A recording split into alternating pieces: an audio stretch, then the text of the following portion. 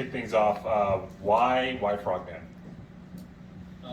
We were actually shooting a short film that John, who co-wrote this with me, was directing, and Nate was starring in. And it was like coast to coast inspired. And in this radio station that we art directed, there was like this map of the US with like a cryptid in each state.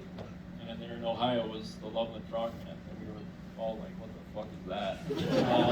So while we were shooting the short film, we just like kept researching it and like cracking each other up about it. And I honestly don't remember when this became like a reality and we were like, let's actually do this. But I think it was like a year, over a year, where it was like, you know, we should really do Frogman. And then it was like, should we? And it was like, yeah, no, we should really do Frogman. Like, that would be awesome. And now here we are. So I'm really hoping this kicks off the cryptid cinematic universe. So with it being found footage, was the script fairly rigid, or did you allow for a lot of improv? Because I love getting a laugh out of that. I love the chemistry between the three was great. I love that. So just speak to that a little bit. yeah, I definitely want to hear what Nate has to say about this one. But yeah, we wrote like a pretty tight script that slowly started to unravel as we shot.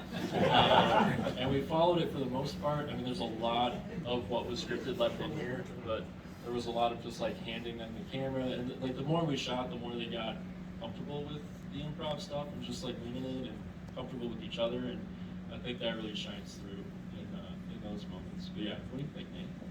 I agree with you. Yeah. I was worried about the improv, honestly. But yeah, once we got into a flow, it worked out pretty magically.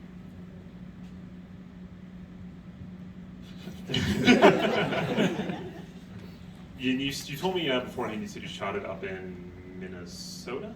Yeah, we shot mostly in Stillwater, Minnesota, which is like 40 minutes outside of Minneapolis. Okay. How did it go with invading the town and shooting? We didn't have permission or anything. Yeah, we really just... You just went and did it? Yeah, we just went and did it, Ballsy. Very, very ballsy. Yeah, hopefully no one that like has anything to do with the city council board or something sees this and Okay, well, fair enough. As the producer, we definitely got the permission we needed to make this movie. Just the right amount of permission.